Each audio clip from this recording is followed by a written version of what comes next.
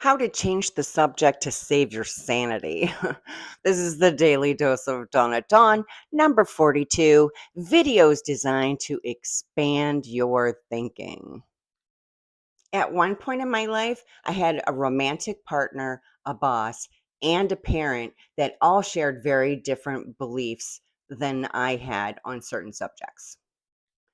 This video is going to talk about how I learned to protect my peace and my relationships with one simple skill: changing the subject. We're living in very polarizing times, and those of us who overflow with empathy can find ourselves not knowing what to do with our feelings. If you find you're getting caught up in how other people feel or cornered by toxic people, comment deeper and I'll drop some links for you. Okay, I want to start this by saying if three people witness a car accident, they will each give a different version of what happened. Why? Because everyone saw everything from their own perspective. And this is the same for literally everything in life. So here's how I use that when things get sticky, especially with people I want to keep in my life. Whether it's simple or a complex issue that carries a lot of weight, people make decisions the same way you do, through the lens of their past and their experiences. So, what does this strategy look like in real life? I'll use my mom as an example.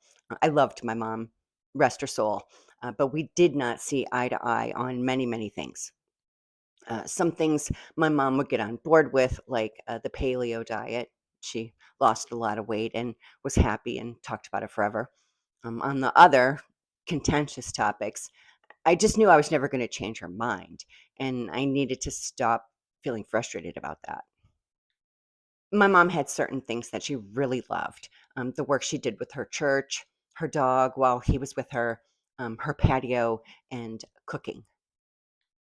When we would end up touching on a topic where we didn't agree with each other, I'd use the things she loved to change the subject. So mom would make some statement that's like the top of the slide of a very slippery slope. And I would say, "Oh, I hear you, mom. Hey, how's Father Stew?" And immediately she'd light up and start raving some story about Father Stew.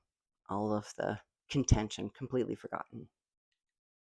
Another one I would do is, "Oh, hold that thought, mom. I wanted to make Grumpy and I can't remember all of the ingredients." And of course, mom would just jump straight into problem solving mode and the comment would be completely forgotten. This worked 100% of the time, and it enabled me to have long, lovely chats with my mom. As I mentioned in last week's dose, everyone deserves the dignity of walking their own path. Judith Orloff said that in the Empath Survival Guide, and I repeat it every time I think I can save someone from themselves. So, why do we want to learn how to do this? Because when we feel bad about what's going on in our lives, we feel bad inside of ourselves. So, think about it as protecting yourself from yourself. All of our feelings come from inside of us. So, when people upset us, we're technically doing it to ourselves. And it took me forever to get that. No, it's them. They upset me.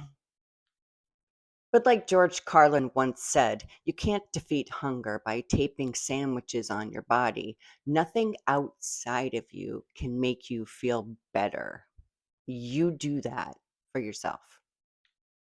I remember once asking a psychic, "How do I keep people from barfing their drama all over me?" She said, "Just excuse yourself." I said, "Isn't that rude?" She said, "Why are their feelings more important than yours?" Can you see how these mindset magic strategies can help you navigate the tough relationships in your own life? When you get to a point where your feelings have your stomach in a knot, remember that we can protect our peace. And in doing so, we protect ourselves mentally and physically as well.